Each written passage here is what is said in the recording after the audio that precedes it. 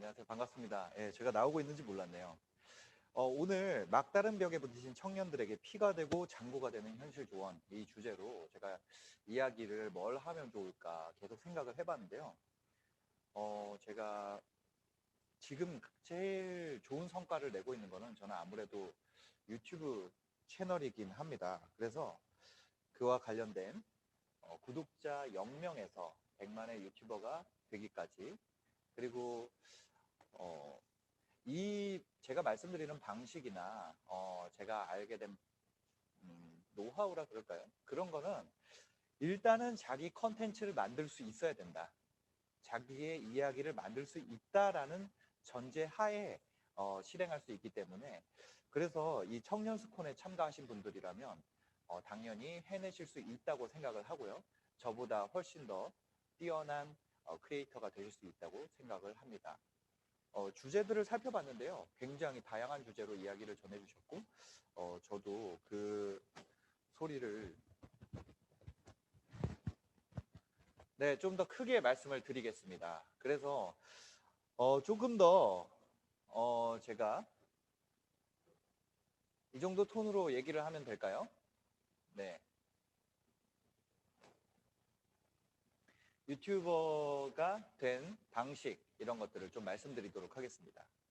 그래서 제가 경험을 통해서 청년분들에게 피가 되고 살이 되고 또 통장에 장부까지 되는 유튜브 하는 방법에 대해서 말씀드리려고 합니다. 다들 아시다시피 제 채널은 막 그런, 뭐라 그래야 될까요? 빅히트 컨텐츠가 없어요. 오히려 빅히트 컨텐츠라기보다는 그냥 소소하게 하루하루 쌓아서 100만 채널까지 키운 거죠. 그러니까 여러분들이 그 녹스 인플루언서 같은 사이트를 보면은 이제 순위를 볼 수 있는데요. 그 유튜버들 순위를 살펴봤을 때, 네. 유튜버들 순위를 살펴봤을 때 지금 100만 정도 규모에서 저처럼 평범한 사람은 드물죠. 거의 제 위에나 옆에나 이런 주변을 보면은 어느 사이에 이렇게 돼버렸어요. 그 정말 예쁘거나 아니면은 정말 노래를 잘하시거나 춤을 정말 잘 추시거나, 어쨌거나 이런 표준 정기분포표를 그려보면 진짜 극단값에 있는 분들만 남아 있게 된 거죠. 되게 좀 한동안 현타가 왔었어요. 솔직히 제가 뭐 이렇게 진짜 뭐 뛰어난 성과를 이룬 것도 아니고 뭐 그런 사람으로서 계속 해나갈 수 있을까? 이런 고민도 많이 있었거든요. 근데 저에 대한 정체성을 저는 잡았죠. 그래서 나는 그런 메가 컨텐츠를 만드는 사람이 아니라 하루하루 쌓아나가는 사람이구나. 어, 그쵸. 그런 생각을 갖고, 그럼 어떻게 이거를 키워나갈 수 있을까에 대한 이야기를 좀 드리려고 합니다. 그래서 제 채널은 대박 채널은 아니고 중박 채널이라고 할 수 있죠. 그러니까 대박 컨텐츠는 제가 잘 못 만들고 그렇게 하는 방법도 잘 모르겠습니다. 그런데 중박 컨텐츠로 이렇게 계속해서 쌓아나가는 방법은 저도 잘 알 것 같아요. 그래서 제가 지금까지 운영하면서 제가 깨달은 것들을 근거로 2020년 7월에 채널을 새로 만들었어요. 제가 하는 거를 밝히지 않고 그 채널을 만들었는데 그 채널이 생각보다 잘 되고 있습니다. 그래서 그 채널 하면서 알게 된 사실을 더해서 여러분들에게 정보를 드리려고 합니다. 제가 새 채널을 만들게 된 이유가 있습니다. 이거를 뭐 그냥 만들어야지 하고 만든 게 아니라, 얼마 전에 유튜버들 사이에서 뒷광고 이슈가 있었죠. 그 뭐 모르시는 분들을 위해서 설명을 드리자면, 광고를 협찬을 받았는데 그 사실을 고지하지 않고 시청자에게 알리지 않고 내돈내산인 척하고 컨텐츠를 찍은 거예요. 근데 그런 것들이 이제 터지기 시작하면서, 그 전까지 문제가 되는지 모르고 만들었던 분들도 있고 아닌 분들도 있었는데, 여튼 그런 게 중요한 게 아니라 그런 것들이 한동안 이슈로 돌면서 많은 크리에이터들이 채널을 접거나 활동을 중단하거나 뭐 그런 사태가 벌어졌어요. 근데 그 전에도 사실 이번 이슈만 있었던 게 아니라 그 전에도 많은 이슈가 있었죠. 그 많은 이슈들이 어떻게 보면은 크리에이터들이 각자의 어떤 살아왔던 것들이나 아니면 해왔던 언행이나 이런 거를 생각지도 못했던 영역에서 그런 채널을 접게 되는 상황들이 발생을 하더라는 거죠. 그래서 저는 그게 저도 그럴 수밖에 없겠다 그런 생각이 들어서 제가 죄송한데 잘 안 보여서 예. 네네네 알겠습니다. 그래서 제가 어디까지 얘기를 했었죠? 네. 여튼 그래서 그때 그런 생각을 했어요. 아, 나도 분명히 이런 문제가 생길 수 있겠다. 내 채널도 언젠가는 문을 닫을 수 있겠구나. 라는 걸 정말 명확하게 알게 됐고, 그래서 예를 들어서 저한테 만약에 어떤 어린이 보호구역을 제가 운전을 하고 가다가 실수로 사고가 났어요. 그러면 그 사실이 뭐 알려지거나 했을 때 제가 계속 유튜브 채널을 할 수 있을까요? 당연히 그 사고가 일어나는 건 제가 원하는 게 아니지만 그런 일은 제가 원하건 원치 않건 발생할 수 있는 일이고, 그럼 그 다음 날부터 저는 유튜브 채널을 할 수 없게 되겠죠. 그 상황에서도 유튜브 업로드를 한다면 뭐 정말 안 좋은 얘기를 들을 게 뻔하겠죠.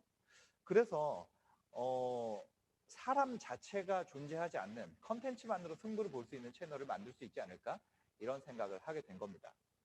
물을 좀 먹고 해도 될까요?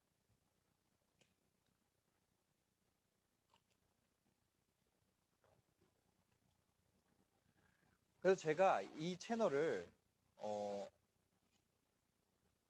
지금 이 채널 한 지 한 2달 정도 경과가 됐어요. 그래서 이게 생각보다 성과가 괜찮아가지고 제가 운영을, 제 본 채널 있죠? 본 채널 운영하면서 알게 된 것들이랑 그 다음에 지금 이 신규 채널들을 키우면서, 신규 채널은 제가 직접 하지는 않았어요. 왜냐면 이게 제가 직접 하게 되면 또 제가 못하면 채널 못하는 거 그냥 그대로 똑같잖아요. 그래서 직원을 2명을 뽑았고 그 직원들을 교육을 시켜서 스스로 운영을 하게 만들었습니다. 그 과정에서 아, 이 교육은 유효했다, 유효하지 않았다, 아니면 이거는 이 사람한테, 이 사람에게만 필요한 거다, 뭐 그런 것들을 테스트를 해서 범용적으로 그 쓸만한 것, 그리고 이렇게 공개된 곳에서 이야기를 해도 괜찮을 것 같은 7가지를 뽑아서 여러분들에게 알려드리도록 하겠습니다. 7월의 성과예요. 이게 보시면은 처음에 채널을 개설했을 때인데요. 아마 여러분들이 처음, 지금 컨텐츠가 매우 훌륭하다고 하더라도 여러분들이 처음으로 돈을 벌려고 유튜브 채널을 열게 되면 이런 상황에 맞닥뜨리게 될 겁니다. 저도 첫 컨텐츠에 대해서 고민을 많이 하고 이제 직원들이랑 이야기도 많이 하고, 그래서 이제 그 직원이 업로드를 했음에도 불구하고 조회수가 한 달 동안 저희가 7월 내내 영상 1개를 올렸는데요. 조회수가 46번, 그리고 시청 시간이 1시간, 2시간이 채 안 됐고요. 그 다음에 구독자가 3명이 증가했습니다. 근데 여러분들이 보시면 아시겠지만 제가 그 직원 2명을 뽑았다 그랬죠. 그러면 그 직원 2명이랑 저 이렇게 3명 하면 구독자가 3명인 거죠. 네. 그래서 첫 달에는 거의 성과가 없었습니다. 저도 막 정말 제가 100만 채널까지 키우면서 아, 내가 이런 것들을 많이 알게 됐는데 이거를 적용해서 하면은 그래도 처음에 좀 좋은 성과가 나지 않을까라고 생각을 했지만 어림없는 생각이었죠. 이게 8월 성과입니다. 그래서 8월에는 비교적 조금 더 많은 양의 컨텐츠를 업로드를 했어요. 보시면 3개의 영상을 업로드를 했고 그 중에 이 3개 영상 합쳐서 조회수가 3,000회가 조금 넘게 나왔습니다. 그리고 시청 시간이 149시간을 넘어서게 됐고요. 구독자도 22명 증가하게 됐죠. 확실히 7월보다는 어떤가요? 좀 더 희망적인 게 나왔죠. 그러면서 그 아래 그래프를 살펴보시면 그래프의 파란 영역이 이제 조회수인데 점차적으로 증가하는 모습을 보이게 됩니다. 9월은 어땠을까요? 이게 9월 성과인데요. 9월에 마찬가지로 그 전달과 마찬가지로 3개의 영상을 업로드를 했고요. 9월에는 조회수가 96만 회, 두 달 전에 46회에 비하면 얼마나 성장을 한 건가요? 8월에 3.2천회, 3천회랑 비교를 해도 조회수가 어마어마하게 성장을 했죠. 앞에 8월에 보였던 그 파란 영역들이 이제는 바닥에 붙어 있는 영역처럼 보이게 됐습니다. 그리고 시청 시간이 3.6만 시간. 아마 유튜브에 조금 관심 있는 분들은 아실 텐데, 유료화, 그러니까 구글 애드센스를 통해서 내가 돈을 받기 위한 조건이 4,000시간의 시청 시간과 구독자 1,000명을 달성을 하는 거예요. 그 전까지는 그게 달성이 되어 있지 않았기 때문에 7월에도 추정 수익이 제로였고 8월에도 제로였죠. 근데 9월에는 85만 원의 추정 수익을 달성하게 됐습니다. 그래서 향후 계획은 지금 여기에 화면에 보이시는 추정 수익으로 물건을 사입을 하고요. 그 다음에 스마트 스토어를 만들고, 스마트 스토어라는 거는 네이버에서 제공하는 무료 쇼핑 플랫폼인데요. 그걸 만들고, 그 다음에 제가 영상을 만들고 트래픽을 모을 수 있으니까 1만 명 이상의 구독자를 모았죠. 지금 이게 5일 전인데요. 지금 현재는 15,000명이 넘습니다. 15,000명이 넘죠. 지금은 구독자가. 그런 트래픽을 모았기 때문에 그 스토어에서 PPL을 내 영상에다가, 스토어도 내 거고 PPL도 내 거고, 거기다가 넣어서 물건을 또 팔고, 그 다음에 영상 아래에다가 링크를 넣어서 또 물건을 판매를 하고, 그 다음에 그렇게 해서 또 생긴 수익으로 직원을 뽑아서 뽑은 직원을 교육을 해서 또 다른 채널을 만드는, 그게 이제 제가 생각하는 2020년 버전에, 2020년 10월 버전에 가장 피가 되고 살이 되고 잔고가 되는 컨텐츠를 가진 분들이 할 수 있는 방법이 아닌가, 그렇게 생각이 됩니다. 제가 이거 유튜브 외에 직원들 대상으로 블로그라든지 다른 그 인스타그램이라든지 다른 것들도 시도를 시켜봤어요.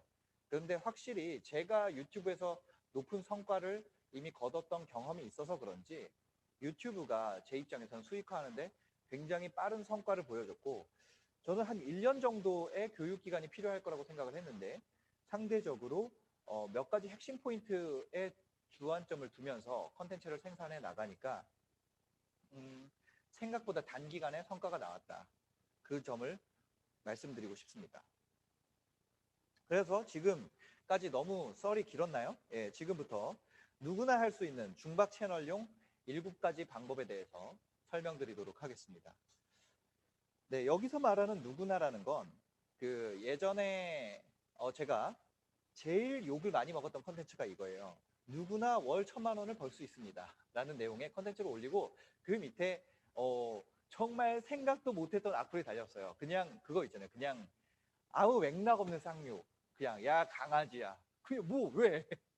이유가 없이 그냥 막 그런 게 달리는 거예요. 제가 이게 서울시가 아니라 만약에 제 채널이었으면 다 들려드릴 수 있었겠지만 여기서 제가 차마 얘기를 할 수 없는 그런 그냥 예, 그것만 막 달리기도 하고 뭐 그런 거예요. 그래서 제가 생각을 한 게, 그때 생각을 한 게, 아 이게 1,000만 원이라는 숫자가 그 정도의 가치구나. 감히 너까짓 게 너처럼 정말 아무것도 아니고 그냥 까만 백에 검은 티 입고 나와가지고 떠드는 애가 감히 1,000만 원이라는 단어를 입에 올려? 너까짓 게? 약간 이런 거죠. 그만큼 이 숫자는 굉장히 뭐라 그래야 될까요? 신성시되고 있는 그런 숫자였던 거죠. 그래서 제가 그 비슷한 게 이제 이 유튜브에도 있어요. 뭐 유튜브 하는 방법이라는 거는 굉장히 그런 신성시 되어 있죠. 감히 너가 그런 말을 해? 너가 유튜브를 누굴 가르쳐? 막 이런 게 있는데, 제가 말하는 누구나, 그게 월 1,000만 원이 됐건 유튜브를 통한 수익화 전략이건 어떤 게 됐건 누구나라는 건 더 이상 자격이 필요한 시대가 아니라는 거예요. 지금까지는 굉장히 자격이 필요한 시대였어요. 누군가 방송을 한다 그러면 방송을 하기 위한 방송 장비를, 송출 장비를 설치할 수 있는 엄청난 자금력이 있어야 됐고요. 여러 사람을 고용할 수 있는 그쵸, 인적 네트워크도 가지고 있었어야 됐죠. 그 다음에 정부로부터 채널 송출 승인을 받아야 되고, 그런 승인을 받은 프로그램이라고 해도 뭐라 그래야 될까요? SO라고 지역 케이블 사업자와 또 계약을 해야 돼요. 그러고 나서 그 외에도 해야 되는 것들이 너무 많죠. 네. 그런 것들을 전부 다 해낼 수 있는 사람만이 내 의견을 매스를 대상으로 낼 수가 있었어요. 한 사람의 의견이 매스에게 도달한다라는 건 결국 그 누군가의 허락이 필요한 행위였다는 거죠. 신문도 마찬가지고 모든 행위가 그랬어요. 근데 지금은 어떤 자격도 필요하지가 않은 시대가 됐습니다. 지금 방송을 하는 데 있어서 누가 너 유튜버 할 수 있어. 반면 다른 거 너가 이제 쇼핑몰 해도 돼. 뭐 다른 거 너 여행 작가 할 수 있어. 뭐 또 다른 거 너 기자 할 수 있어. 이런 거 누가 시켜주는 거 아니잖아요. 지금은 그냥 유튜브 채널 만들고 자기가 그 활동을 하면 되는 거죠. 그렇게 그 전에 허락의 시대에서 능동의 시대로 바뀌었다. 그것을 쉬운 단어로 표현한 것이 누구나라는 겁니다. 네. 당연히 이거를 배우고 이걸 본다고 해서 자동으로 되는 건 아니에요. 당연히 수반되어야 되는 건 바로 실천입니다. 실천은 스스로 할 수밖에 없어요. 그걸 누가 해줄 수 있는 영역이 아닙니다. 손가락을 잡고 가서 클릭을 시켜줄 수도 없는 거고요. 대신 레코딩 버튼을 눌러줄 수도 없는 거고, 대신 그 사람의 생각에 정리해 줄 수도 없는 거예요. 그건 스스로 해야 되는 부분이죠. 누구나 할 수 있다 그래서 쉽다는 뜻은 아닙니다. 누구나 할 수 있다는 게 정말 쉽다, 이것과는 완전히 다른 이야기예요. 네. 그렇지만 저는 이 표현을 쓸 수밖에 없죠. 누구나 할 수 있다. 왜냐? 실제로 그렇기 때문에. 그래서 좀 더 구체적인 하는 방법에 대한 방법론적인 이야기를 좀 나눠보도록 하겠습니다. 첫 번째, 처음에 채널을 만들면요, 어떤 기분이냐면 바닷물에다가 여러분들이 커피를 타는 기분일 거예요.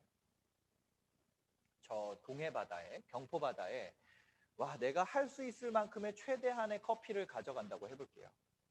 뭐 차에다 실어갈 수도 있고, 한 사람이 들 수 있는 최대한의 커피 사이즈는 아무래도 뭐 2바게트 정도 들면 정말 힘들지 않을까요? 그걸 한번 부었어요. 실제로 그러면 안 돼요. 그렇지만 예를 들어서 부었다고 해볼게요.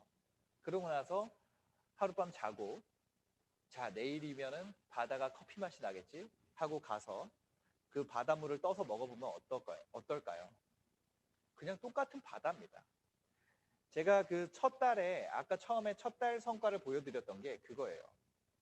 첫 달 내내 준비를 하고, 이 친구 원고 쓰는 교육을 하고, 썸네일 제목부터 정말 많은 교육을 하고 첫 영상을 만들었지만, 그 영상의 결과는 한 달 내내 46회 조회수. 저희가 직접 본 거는 접속할 때마다 카운팅을 하게 했기 때문에 그게 한 20회 정도 되거든요. 그러면 유튜브 자체에서 발생한 조회수는 26개밖에 되지 않았어요. 여전히 바닷물 맛밖에 나지 않는 거죠. 그런데 그 시점, 처음에 아무도 들어오지 않는 시점에서는 그만큼 조회수 하나, 유입된 사람 한 명이 엄청나게 중요하다는 얘기예요. 그래서 처음에는 완벽하게 타겟팅된 검색 유입을 노려야 됩니다. 우리가 능동적으로 검색을 사용하는 사람들이 있어요. 예를 들어서 어떤 기업 홍보실에 있는 분들은 그 기업과 관련된 대부분의 자료를 서치합니다. 어떤 가수에 대한 정말 엄청난 팬심을 가지고 있는 분들은 그 가수 멤버에 대한 모든 것들을 서치합니다. 어떤 분야에 대한 매니아들은 굉장히 그 첫 페이지에 떠 있는 정보는 이미 다 알고 있는 정보고, 두 번째, 세 번째, 네 번째, 다섯 번째, 여섯 번째 페이지까지 정보를 수집을 합니다. 그 사람들을 우리는 타겟으로 해야 되는 거죠. 그 사람들이 정말 능동적으로 검색해서 사용하는 단어가 무엇일까? 그것을 내 컨텐츠에서 다뤄야 한다는 거죠. 초기 컨텐츠에서. 그 사람들이 첫 번째 피드백을 만들어 줄 거고 그 피드백을 기반으로 넥스트 스텝으로 나갈 수가 있는 거예요. 그렇게 해서 구독이 100명 이상이 모이게 되면 그때부터는 탐색 유입을 노리게 됩니다. 탐색 유입을 노리는 방법에 대해서는 앞으로 더 설명을 드릴 거고요.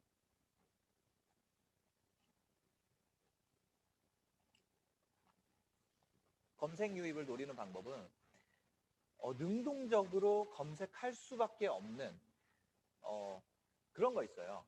제가 그 한국경제TV라든지 뭐 SBS 미디어넷이라든지 그런 언론 쪽에 있었는데요. 거기서 보도본부에서 PD를 하기도 했고 뭐 경제본부에서 PD를 하기도 했었죠.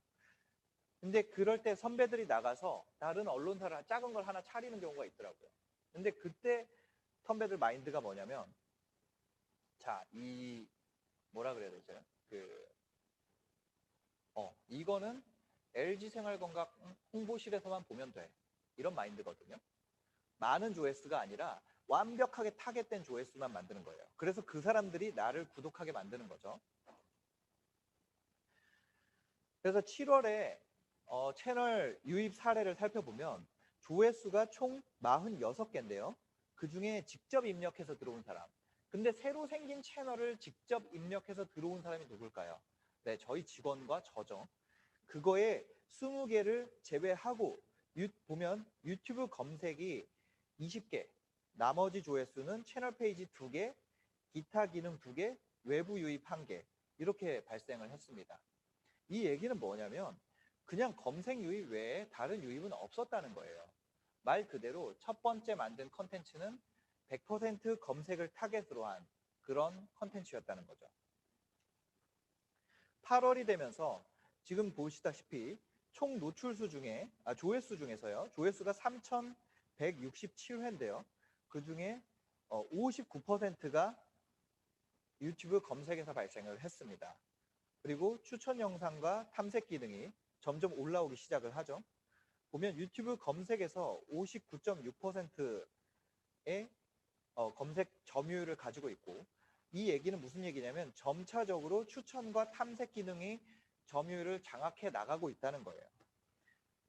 당연히 검색 기반을 하고 있지만 이 검색 기반으로 발생한 시청 지속 시간과 이 시청자들의 높은 로열티, 컨텐츠에 대한 로열티가 이 컨텐츠의 품질을 높게 평가하게 만들고 그래서 결과적으로는 탐색 기능에서 노출되는 양들이 증가하게 된다는 겁니다.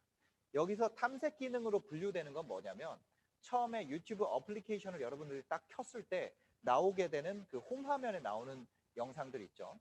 그게 바로 탐색 기능이고 영상이 재생되고 나서 바로 추천되는 것들이 추천 동영상이에요. 보면 근데 우리는 처음에 접속한 손님이 들어오자마자 우리가 호객 행위를 해야 되기 때문에 그 탐색 영역을 우리가 장악해 나가는 게 중요합니다. 그래서 여튼 뭐 너무 많은 얘기를 했었는데 그 검색 점유율이 8월이 되면서 50%대로 떨어지게 됐다는 거죠. 9월이 되면요. 탐색 기능이 92%에 이르게 됩니다. 9월에 되면 조회수가 96만 1,800회고 그 중에 추천 동영상은 3.8%, 채널 페이지, 유튜브 검색은 1만 회밖에 되지 않습니다. 그러니까 유튜브를 하면서 검색 최적화에 목을 맨다는 거는 뭔가요? 완전히 잘못된 접근 방식이죠. 그러니까 제가 처음에 유튜브 채널을 할 때 가장 어려웠던 부분은 이거예요.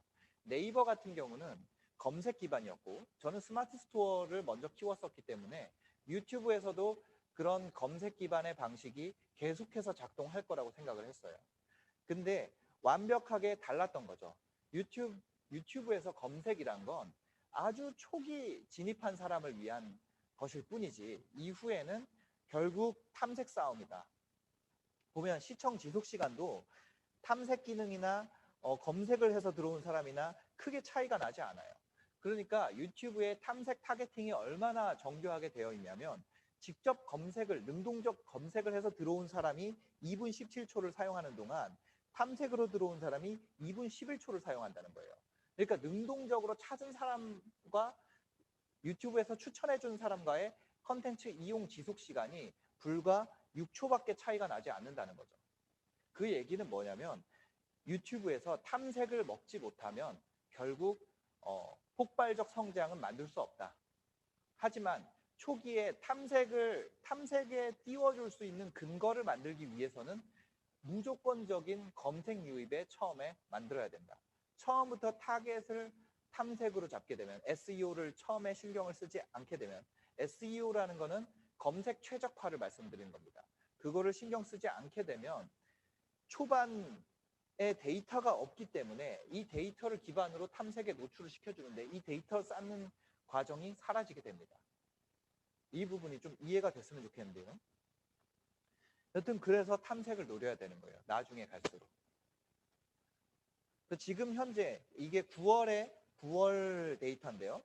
9월에 보면 조회수가 780만 회고 그 중에 역시 탐색 기능이 55만 회, 추천 동영상이 55만 회가 아니라 430만 회인데 55.6%, 추천 동영상이 21.9%입니다. 역시 유튜브 검색은 5.8%에 불과하죠.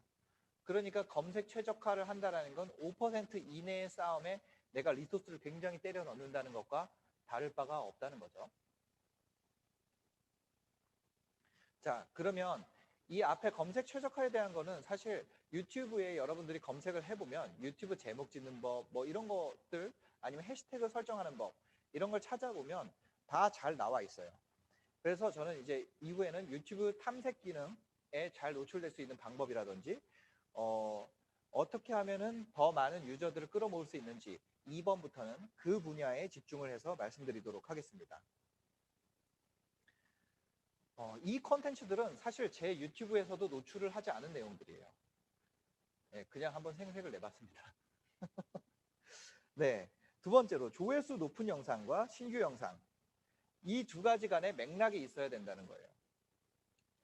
무슨 얘기냐면 첫 번째 영상이 39만 회를 달성을 했어요. 이 39만 회 조회수를 달성한 영상에게는 여러 가지 요소를 뽑아낼 수 있겠죠.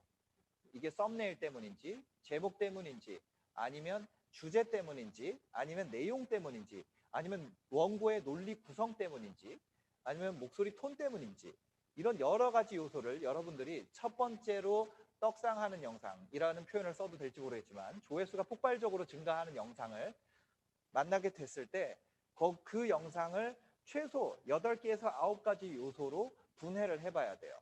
그 다음에 유력한 범인을 이제 찾아가는 20곡의 게임을 시작을 하는 겁니다. 20곡의 게임을 해보셨나요? 그게 뭐냐면 질문을 통해서 문제를 낸 사람이 생각하고 있는 단어를 20개 질문 안에 맞추는 게임인데요. 그 다음에 8월 3일에 업로드 된 영상을 보면 첫 번째 질문에 저희가 질문을 날렸는데 그게 틀렸어요. 9,000회밖에 안 나왔죠. 두 번째 질문을 또 날렸는데 5,000회밖에 나오지 않았습니다. 그 다음에 세 번째 질문을 날렸을 때 여기서 조금 더 우리가 이 부분 덕분에 첫 번째로 그 조회수가 터진 영상이 나왔구나 라는 걸 조금 힌트를 얻을 수 있었습니다.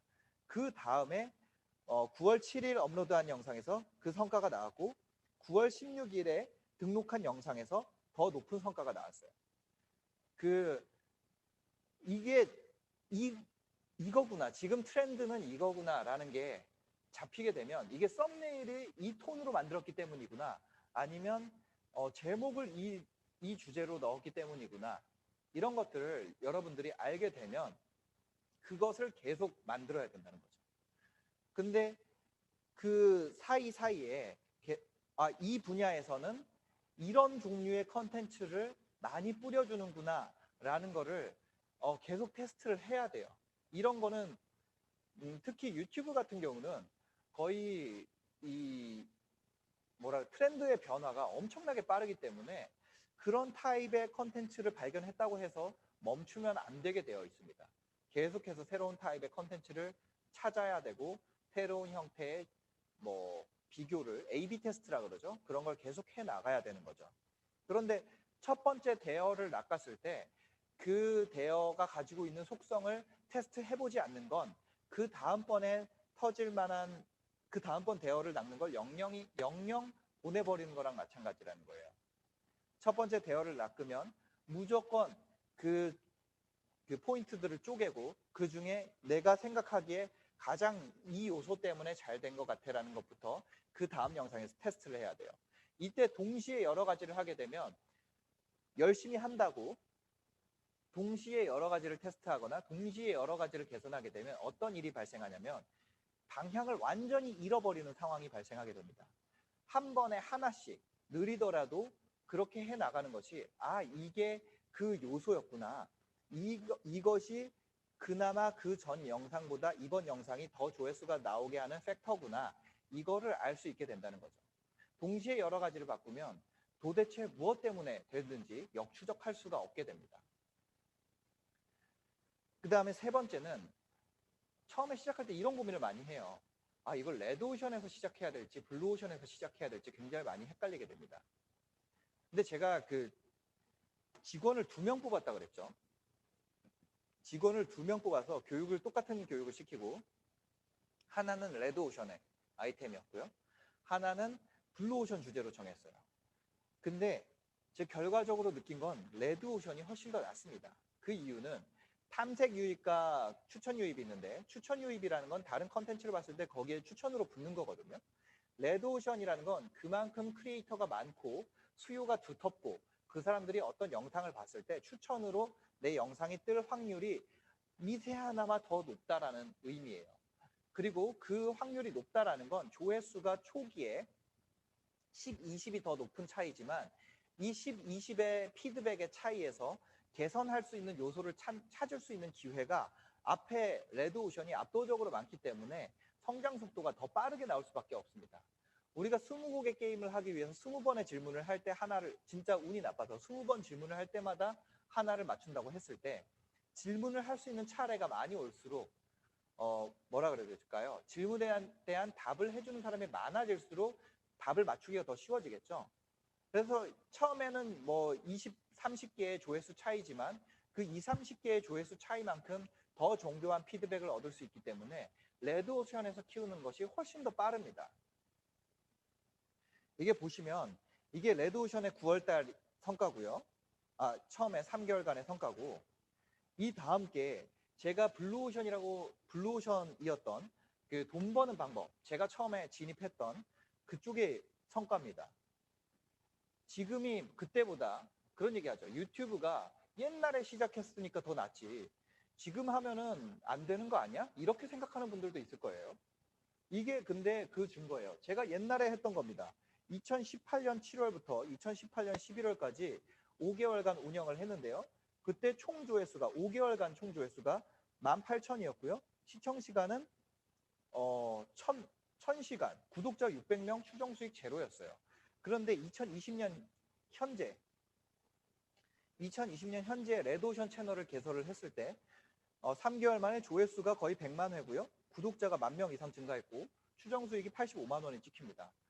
과연 지금이 과거에 비해서 너는 옛날에 했기 때문에 잘 됐고 지금은 해서는 안 돼. 이렇게 얘기할 수 있을까요?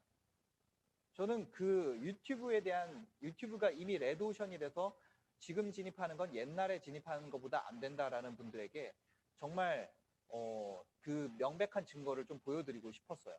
그래서 그 다음 보시면 이게 사례 블루오션 채널이라고 되는 게 이게 신사임당 채널의 초기 데이터고요. 그 다음에 블루오션 채널 2라는 거는 그거예요. 그 2명의 직원 중에 다른 한 명입니다. 이 친구는 6월부터 시작을 했고 블루오션 채널이었기 때문에 이 채널을 보는 사람들의 모든 수요를 내가 혼자 충족시켰어야 돼요. 그래서 더 많은 양의 컨텐츠를 만들어야 됐죠. 왜냐하면 레드오션 채널은 이걸 보는 사람의 컨텐츠를 충족시키기 위한 여러 컨텐츠가 있기 때문에 계속 링크가 만들어져요. 그런데 이 분야는 나밖에 없기 때문에 이 분야에 사람들이 충성도를 만들고 계속해서 머무르게 하기 위해서는 내가 영상을 제작해야 되는 양도 계속 늘어나게 되는 거예요. 안 그러면 이 분야에서 머물려고 하지를 않겠죠. 그냥 지나가다가 한번 보고 그런 거죠. 물고기가 살려면 필요한 최소한의 물의 양이 있을 텐데 블루오션 채널은 내가 그걸 혼자 만들어야 되는 거예요. 근데 나중에 많은 시간이 지났을 때는 조금 더 뭐 저처럼 어떻게 보면 저도 아무것도 아닌 사람이지만 이렇게 100만을 달성한 것처럼 이런 블루오션 채널을 내가 계속해서 혼자서 잘 키워나간다면 여기에 생태계가 생겼을 때 가장 최우선 수혜를 받게 되는 게 내가 될 수 있겠죠. 나를 따라서 만드는 사람들이 늘어났을 경우에. 네. 그래서 여튼 블루오션2 채널은 그 새로 뽑은 직원한테 시켰던 채널이고요. 여기서 배운 걸 기반으로 그 두 번째 채널은 레드오션 채널로 만들었던 거예요. 그 두 번째 채널을 블루오션으로 시작했던 이유는 제가 블루오션 채널로 성장을 시켰기 때문에 블루오션 채널을 먼저 했던 건데요. 보면 그래도 제가 처음에 할 때보다는 훨씬 더 성과가 좋죠. 조회수가 1.8만이었는데 이 채널 경우에는 조회수가 37만 5천에 시청시간이 9.6천에 구독자가 1,500명입니다. 이것도 3개월간의 성과죠. 6월부터 9월. 이거 같은 경우는 5개월간의 성과고요. 그러니까 이게 뭐 레드오션, 블루오션을 떠나서 그냥 지금이 옛날보다 더 하기 좋아요. 그거는 확실합니다. 유튜브 한다라는 건 예전보다 지금 2020년 현재 훨씬 더 성장 속도가 빠르다. 이건 100%예요. 네. 왜냐하면 2명을 교육했는데 이게 물론 사례가 적긴 합니다. 사례가 적죠.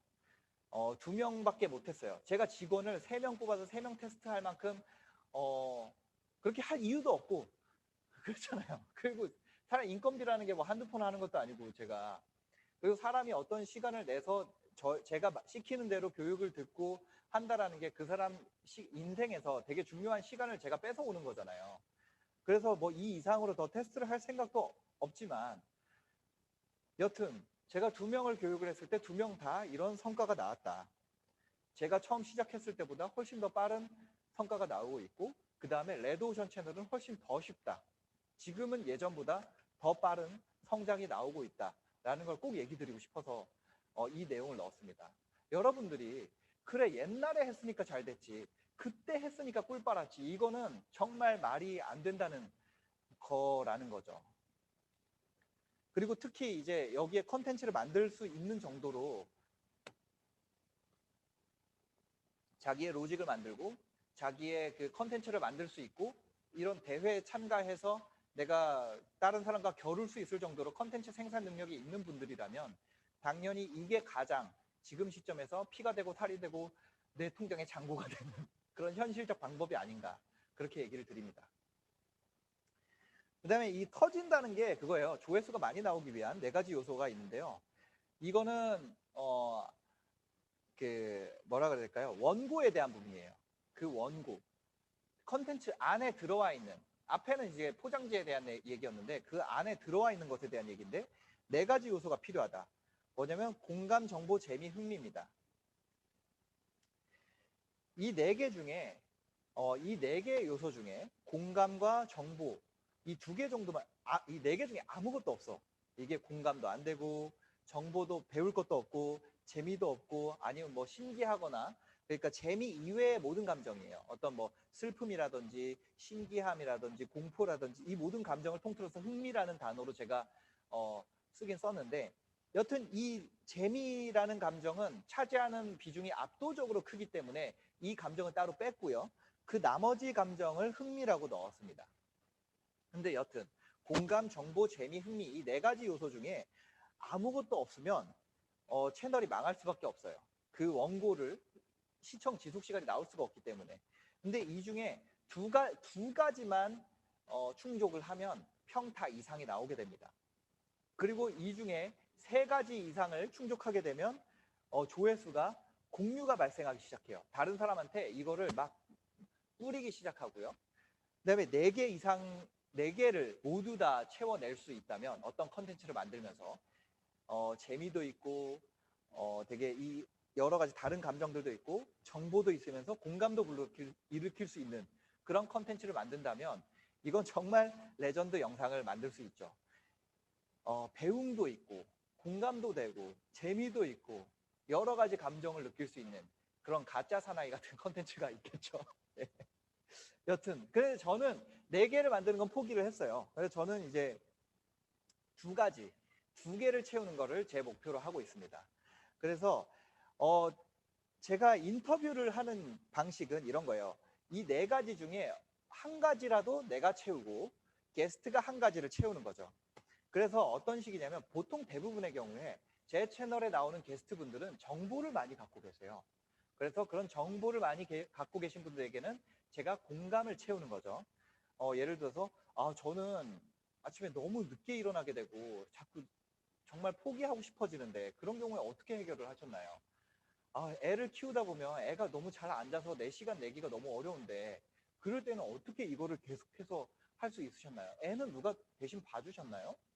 처음에 이게 잘 될지도 몰랐을 텐데 어떻게 해서 이런 것들을 시도를 하게 됐고 그런 것들 우리가 그냥 일반적으로 느끼는 것들 그래서 저는 그런 공감 요소를 얻기 위해서 댓글들을 많이 보고요. 그 댓글 중에 악플로 달리는 것들 그러니까 뭐 악플이라는 게 꼭 악성 댓글이라는 게 아니라 반대 의견을 내는 분들이 그런 감정을 느끼는 사람들이 많이 있기 때문에 그렇게 낸다고 생각을 하거든요.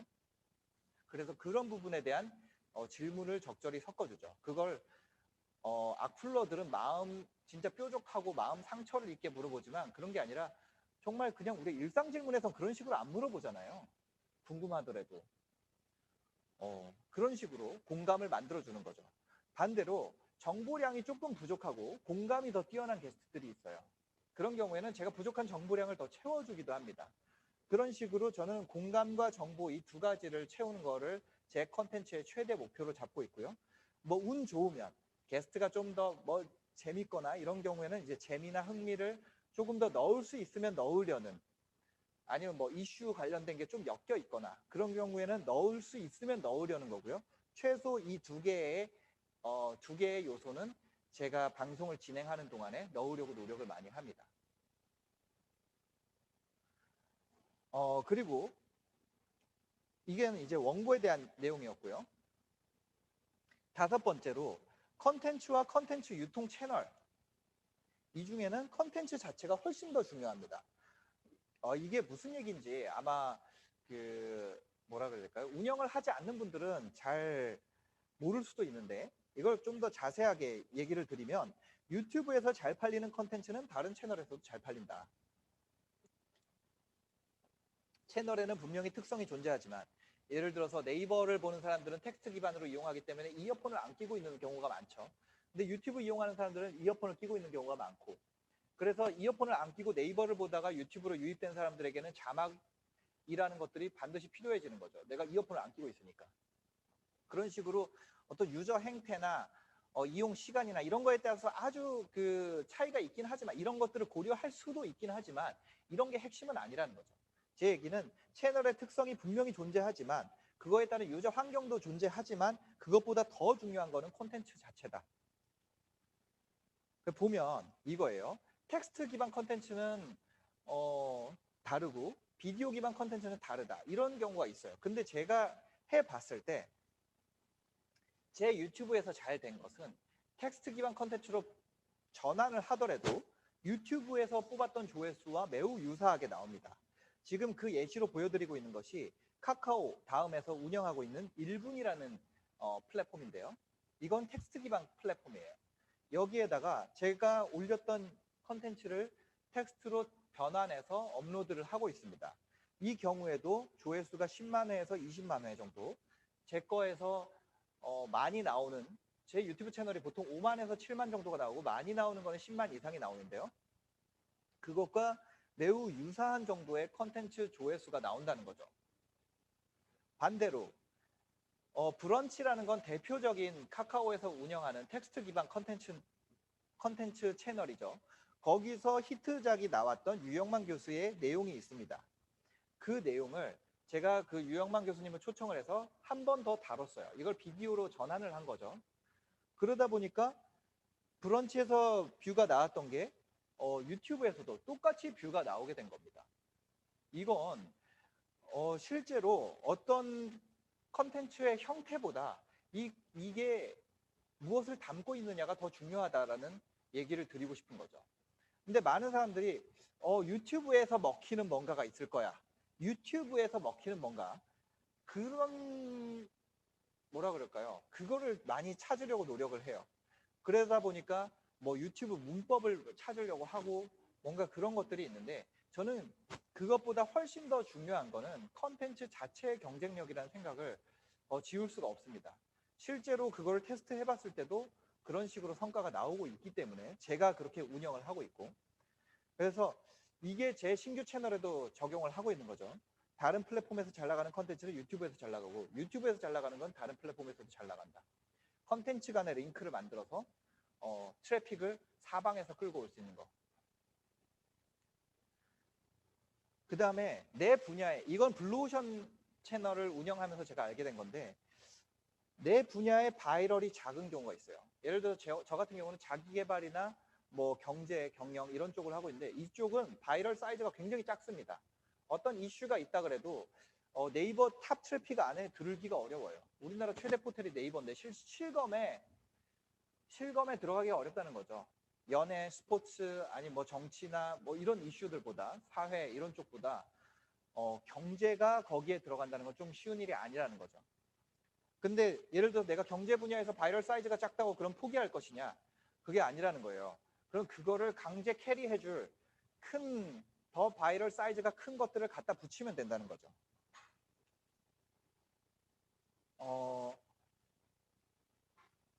이거 뭐 그냥 제가 갖다 붙인 건데 급하게 만들어 본 거예요. 어떤 느낌이 있는데, 이 바이럴이라는 거의 느낌이 그런 거라는 거죠. 어떤 파도 같다라는 거예요. 제 얘기는.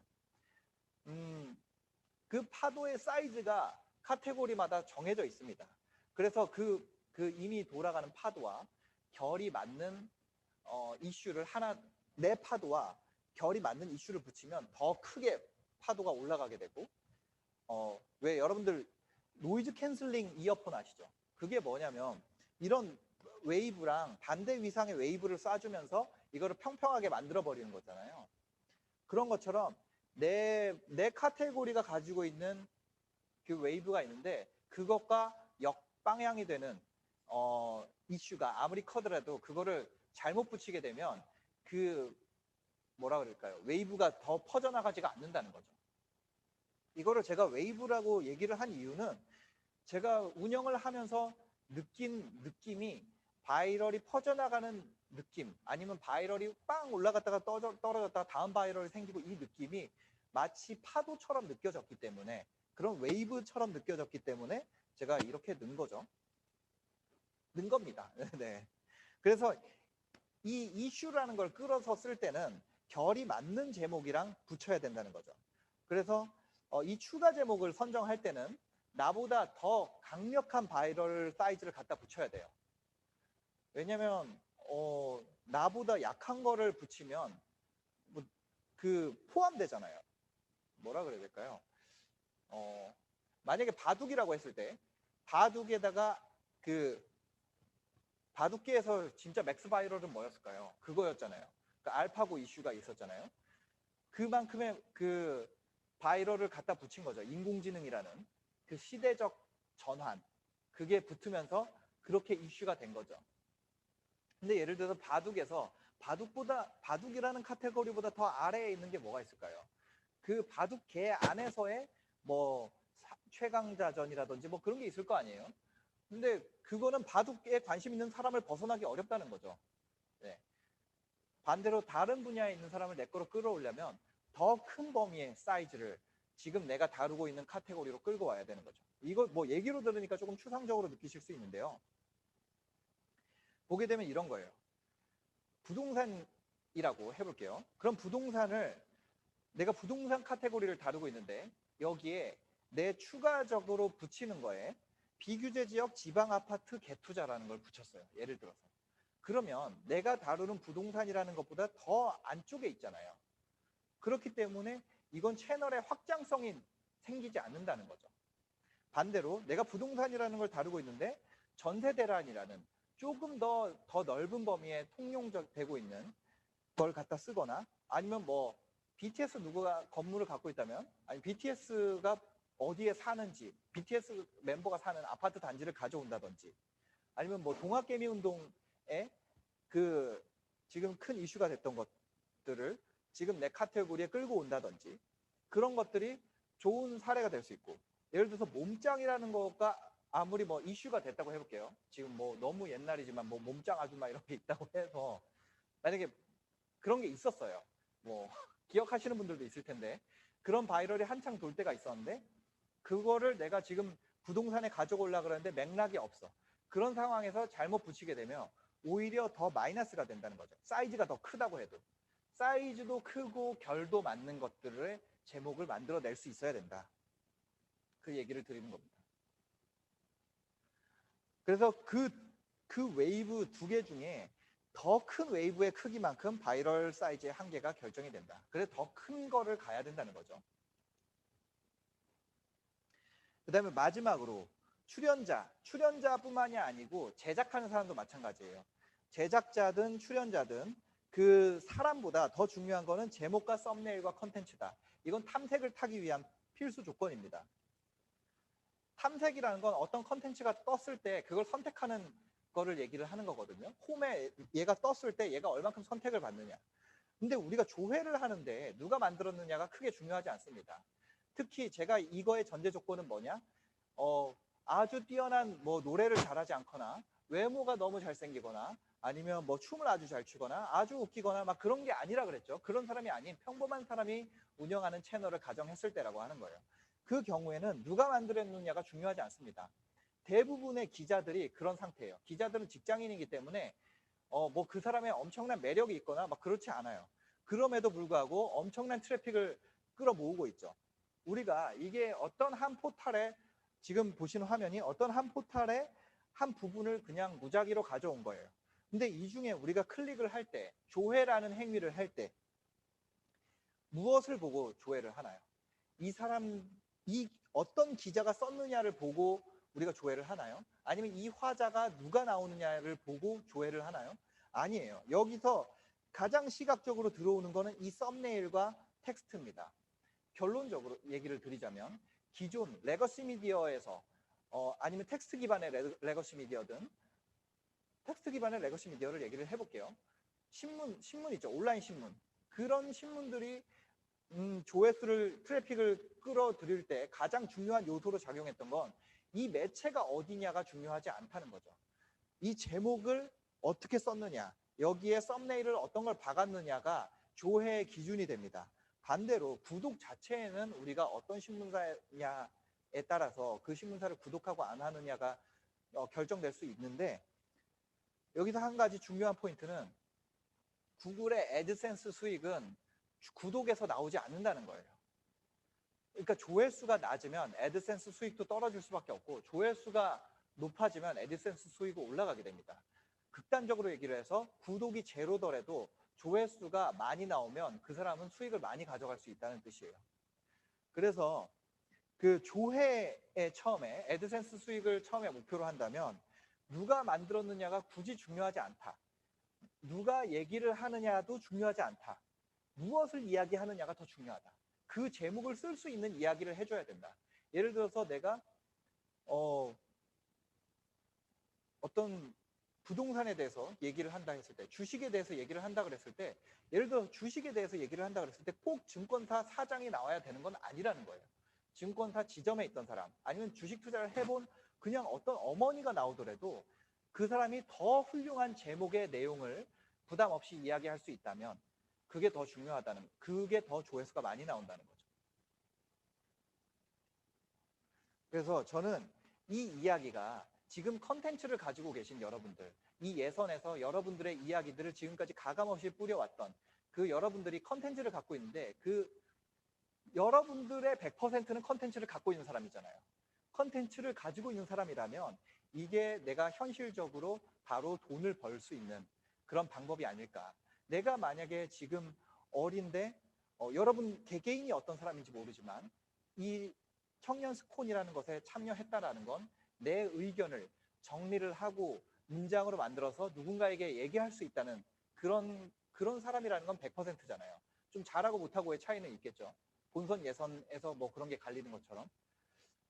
근데 그런 컨텐츠를 가지고 있는 누구라면, 그런 컨텐츠를 만들 수 있는 사람이라면 이 방식을 통해서 누구든지 수익화를 만들어낼 수 있고 잔고에 도움이 될 수 있겠다. 제가 뭐 재테크 얘기를 할까, 아니면 뭐 살아온 얘기를 할까? 이런 고민들을 많이 했어요. 그런데 현실적으로 도움이 되는 얘기를 해보자. 그런 의미에서 이 주제를 준비를 하게 됐습니다. 네, 감사합니다. 제가 지금까지 7가지 했던 것 중에는 5번이 가장 중요했던 것 같아요. 제목이 채널보다 더 중요한, 뭐죠? 5번의 제목이 채널보다 더 중요한 것이 있다. 이거였고요. 이상 제가 유튜브 하면서 깨달은 7가지에 대한 이야기를 마치도록 하겠습니다. 감사합니다.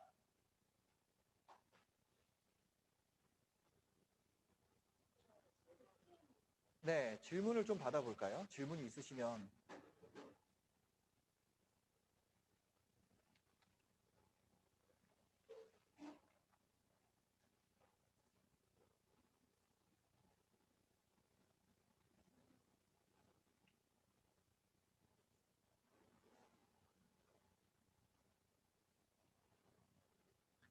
첫 번째, 유튜브를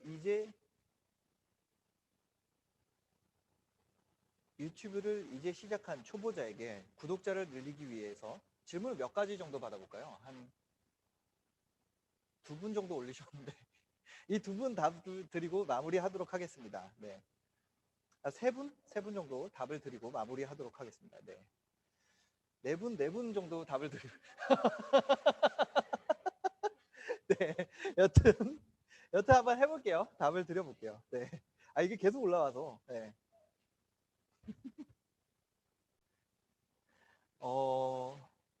네. 첫 번째. 이제 시작한 초보자에게 구독자를 늘리기 위해서는 공감, 정보, 재미, 흥미 중 어떤 요소가 가장 중요한가요? 이 4가지 중 무엇이든 2가지만 할 수 있으면 됩니다. 이 4가지 중 무엇이든 2가지만 할 수 있으면 돼요. 그 다음에 인터넷 기사를 보다 보면 각 언론마다 특징과 매체가 기존 현안에 대해서 해석하는 방식으로 생각하게 됩니다. 청년 입장에서 객관적인 시각으로 세상을 보는 눈을 기를 수 있는 방법은 무엇이라고 생각하시나요? 눈이라는 거는 그 사람 한 사람에게 달려있죠. 모든 눈은 주관적입니다. 객관적으로 볼 수는 없죠. 내가 객관적이라고 생각하는 그 시각조차도 저는 주관적이라고 생각합니다. 어떤 색깔을 내가 노란색이라고 느꼈을 때 그 노란색이 모든 사람이 생각하는 노란색은 아니라고 해요. 그래서 저는 완벽한 객관이라는 건 그것을 유지하려고 노력하는 순간 더 무너지게 된다. 그렇게 생각을 갖고 있습니다. 이건 뭐 너무 주관적인 대답이기 때문에 네. 4가지 콘텐츠 이슈 중에 재미와 흥미의 차이에 대해서 궁금합니다. 제 생각에 제가 앞에 얘기를 한번 드렸었는데요. 재미라는 건 그냥 재미 말 그대로 재미있는 감정이고요. 흥미라는 건 재미를 제외한 나머지 감정의 총합이에요. 예를 들어서 뭐 감정이라고 하기에 애매한 것들도 있죠. 호기심이라든지 뭐 공포 이런 건 100% 감정이고 그다음에 슬픔, 뭐 신비함 그런 것들 있잖아요. 그런 것들이 흥미입니다. 제가 재미라는 게 유튜브 안에서 차지하는 감정의 비율을 나눠보자면 재미라는 것이 50%라면 나머지 모든 감정을 다 합친 게 50% 정도 될 것 같아서 재미와 그 외의 감정이라고 표현을 하려다가 이 그 외의 감정을 대표할 만한 어떤 단어가 있지 않을까라고 생각해서 뽑은 단어가 흥미입니다. 네, 한번 설명을 드렸었는데 그 2가지가 차이입니다. 그 다음에 현재 유튜브의 레드오션 분야와 블루오션 분야는 무엇일까요? 레드오션 분야는 뭐 그런 게 있겠죠. 게임, 먹방, ASMR 뭐 그런 것들. 그냥 흔하게 생각할 수 있는 거. 그런 게 뭐 레드오션 분야겠고요. 블루오션 분야는 뭐가 있을까요? 제가 말한다는 자체가 이미 레드오션 분야일 수도 있는데 뭐라고 블루오션 분야는 아무도 하지 않고 거의 아무도 하지 않고 나 혼자 하는 분야가 블루오션 분야죠. 네. 블루오션 분야를 말하는 순간 저 같은 사람이 연구하지 않고 어떤 블루오션 분야를 얘기할 수 있다면 그건 블루오션 분야가 아니겠죠. 네. 레드오션 분야는 계속 얘기할 수 있겠죠. 뭐 요리라든지 정치라든지 뭐 경제도 있고요. 뭐 여러 가지가 있겠네요. 네. 유튜브를 강의 수고하셨습니다. 유튜브를 이제 시작한 지는 몇 개월 됐는데요. 어떤 질문이 끊어진 것 같고요. 신사임당님은 평소 일상 루틴이 어떻게 되시나요? 아침에 일어나서 그 전날 저녁에 자기 전에 그 다음날 할 일을 계획을 뭐 계획이라기보다는 그냥 한번 정리를 하고요. 그다음에 일어나면은 씻으면서 그것을 하러 다닐 수 있는 동선을 생각을 합니다. 근데 씻고 나서 애를 깨워서 애기랑 좀 놀고 밥 먹고 애를 어린이집에 데려다 주고요. 그래서 최근에 어린이집 안 가고 엄마가 보고 있고요.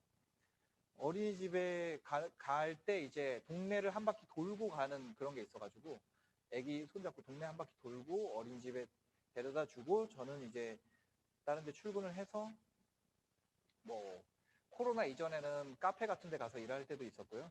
아니 뭐 공원에서 일할 때도 있었고 아니 사무실에 있을 때도 있고 그런 데 가서 이제 이야기거리들 오늘 이야기할 것들 유튜브 촬영할 것들을 좀 정리를 해보고 그다음에 쇼핑몰은 뭐 잘 되는지 이런 걸 좀 살펴봤었는데 최근에 쇼핑몰을 좀 소홀히 하게 되더라고요. 유튜브 수익이 한 2천, 3천 뭐 이렇게 넘어가기 시작하는 시점부터 아무래도 잘 되는 거에 사람 시간이라는 거는 유한하니까 잘 되는 쪽에 집중을 하게 되잖아요.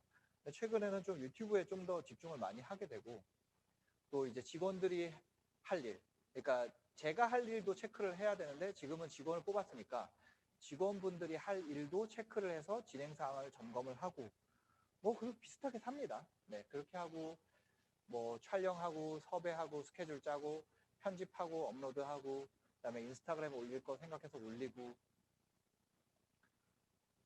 그리고 뭐 강연 같은 거 이런 거 있잖아요. 이런 거 있으면 어떤 거를 말하면 좋을지 생각해서 뭐 이런 거 짜고 얼마 전까지 책 나오기 전까지는 책 쓰고 사이사이에 그런 것 같아요. 네. 준비된 일들을 합니다. 그 전날 준비된 일들을. 그리고 이제 퇴근해서 네, 밥 먹고 애기랑 노는 시간이 되게 많아졌어요. 그러니까 애랑 노는 그 전에는 애랑 안 놀고 그러니까 애에게 스스로 놀게 하고 제 일을 하는 게 맞다고 생각했던 기간이 있었거든요.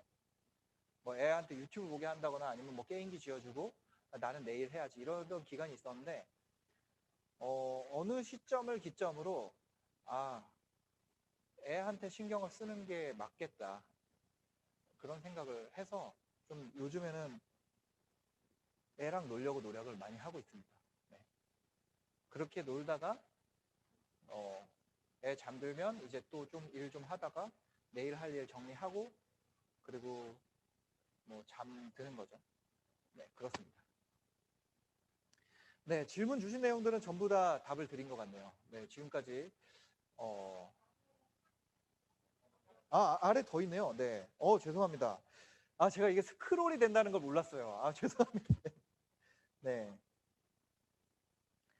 루틴. 유튜브 컨텐츠 제작 시 저작권 문제가 발생하기 쉬울 것 같은데 관련 공부는 어떻게 하셨나요? 저는 전 직업이 PD였죠. 네, 그래서 한 6년 정도 PD 일을 하면서 저작권에 대한 부분은 많이 배웠어요. 네. 컨텐츠 뭐가 정확할까요? 이건 그냥 그냥 하셔도 될 것 같은데. 네. 제 병장일지를 하고 있어요. 병장일지가 뭔가요? 병상일지. 네네네네. 제가 일도 할 수 없는 중증 환자입니다. 병상일지. 제가 얼마 전에 이런 친구한테 연락이 와가지고 남양주에 아예 말도 할 수 없는 친구가 있어서 그 친구를 보러 갔었어요. 근데 정말 정말 나쁜 사람들이 많더라고요. 유튜브에. 그 어머니가 어머니랑 그 형이랑 운영을 하는 채널인데 그 움직일 수 없는 친구가 있고 그 댓글에 정말 그런 얘기가 있더라고요. 뭐 정말 제가 차마 얘기하기 어려운. 그래서 저는 이 최정윤님에게 드리고 싶은 이야기가 뭐냐면 유튜브에서 달리는 모든 댓글에 반응하지 않았으면 좋겠다. 그런 사람들만 존재하는 게 아니다. 그 얘기를 꼭 드리고 싶고요. 저도 욕을 엄청 먹어요. 제가 얼마 전에 한겨레 신문에서 기사를 뭐 인터뷰가 할 게 있어가지고 그 인터뷰를 했는데 거기에 댓글이 한 300개 달렸는데 300개 다 악플이더라고요. 그거에 대해서 만약에 상처를 받지 않으셨으면 좋겠어요. 네.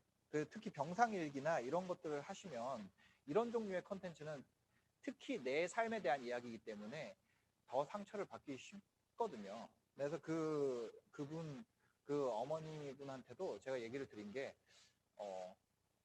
너무 신경 쓰지 말아라. 이런 얘기를 드렸습니다. 최정윤님에게 꼭 드리고 싶은 얘기는 그런 너무 커뮤니케이션을 활발히 할 필요는 없다. 네, 이 얘기를 드리고 조언으로 드리고 싶네요. 네, 이렇게 마무리 짓도록 하겠습니다. 네, 강의 들어주셔서 감사하고요. 모두 다 좋은 결과 있으시길 바랍니다. 감사합니다.